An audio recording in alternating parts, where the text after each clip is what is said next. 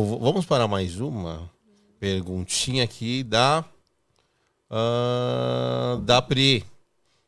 Grande Priscila. Vamos lá. Vocês concordam que saber das vidas passadas pode ajudar no processo de cada um ou geralmente vai trazer mais problemas do que ajuda? Aí, você podia começar né? Por causa da mesa e tal. Minha terapia é exatamente isso. Bom, eu concordo, e até agora, 100% dos meus, né, das pessoas meus clientes, vamos dizer assim, eu ajudei muito e ajudo até hoje. Por quê? A terapia que eu faço, já vou chegar nas vidas passadas, tá, gente?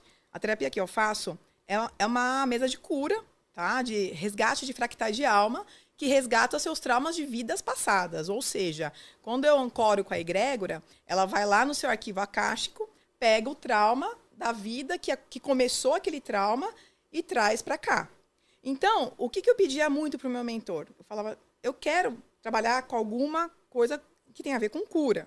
Eu já entendi que eu tenho que trabalhar com isso. Mas eu quero dar consciência para as pessoas, não só a cura. Porque não adianta nada ela ir lá e fazer uma mesa, né, de cura, e eu vou falar para ela assim, olha, daqui 3 dias eu abro de novo sua mesa. Daqui 4 dias eu abro de novo sua mesa. Tá, o que está acontecendo no meu campo energético, né? Por que eu tô assim? E aí, com esta mesa, é uma mesa de apometria, que ela, além da cura, ela traz as histórias de vidas passadas. E, às vezes, a cura é muito mais sobre a história da vida passada do que o tratamento em si. Vou dar um exemplo de um caso? Caso, rapidinho aqui. Manda tá? aí. Teve um caso que uma pessoa me procurou e ela falou, Thaís, eu não sei o que eu faço com a minha mãe. A minha mãe, eu faço tudo para ela. Eles eram, acho que, em 6, 7 filhos, se eu não me engano, e ela era caçula. E ela fazia tudo para a mãe dela, tudo. E a mãe dela, ela não sentia o amor, né, que deveria sentir da mãe. E ela falou, vamos abrir uma mesa para entender isso, para curar toda essa mágoa e entender. E aí eu abri a mesa dela. E o que veio?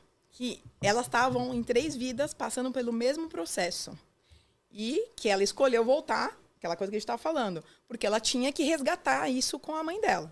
Então, da primeira vida, ela... eu não lembro a época, mas foi 1400 e pouco, eles também falam a época, né? Ela engravidou de uma pessoa que ela gostava, mas não era casada. Aí naquela época, não podia nem contar, imagina, vou engravidar. Escândalo, né? Escândalo daquilo. E aí, ela falou assim, mãe, eu não vou contar pro meu pai, porque ele vai fazer eu ficar trancada, né? Porque o cara não queria casar com ela. Vai fazer eu ficar trancada naquele quarto, eu vou ter que ter o meu filho e tal, e eu quero abortar, né? A mãe dela falou, não, você não vai abortar. Você vai ficar com o seu filho, você vai ficar aqui. Ela falava, mãe, pelo amor de Deus, não conta pro meu pai, eu vou abortar, ele não vai ficar sabendo, né? E ela falou, não, eu preciso contar. Ela pegou, foi lá e matou a mãe dela.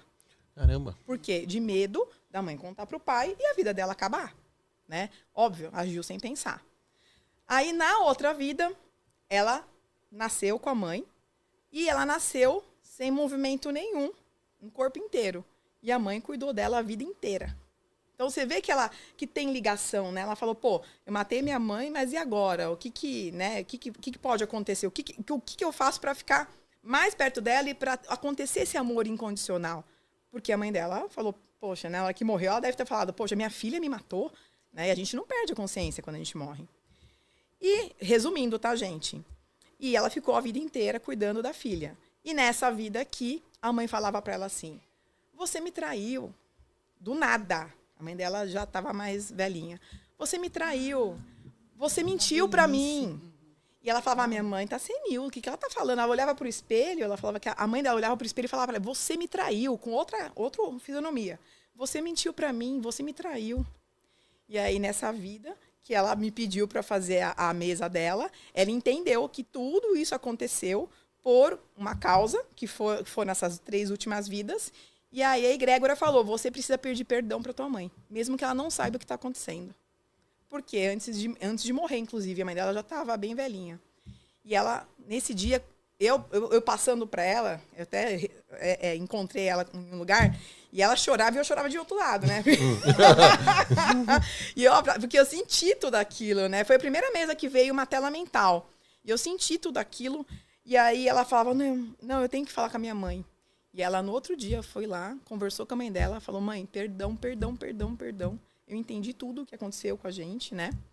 E antes da mãe dela morrer. E depois, um tempo depois, a mãe dela faleceu. Ela falou, você não sabe como mudou minha vida a partir desse momento que eu pedi perdão de verdade pra minha mãe. Até me arrepia, meu. Assim, foi uma história, assim, é pesado, gente. As histórias são pesadas porque eu puxo a capivara das pessoas. Todo mundo tem, né? Por isso que a gente tá aqui, inclusive, aprendendo. É uma escola aqui. E então, me marcou muito.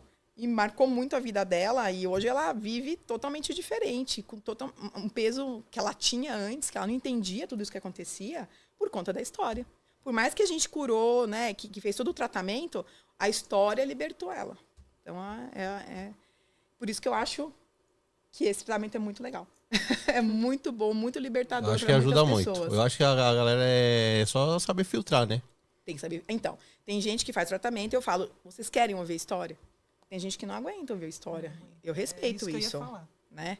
Então, eu pergunto antes. E é isso. Eu acho que eu faço isso. É óbvio que eu vou falar que é maravilhoso. E porque 100% eu nunca tive uma negativa disso. E quem me procura quer ouvir a história.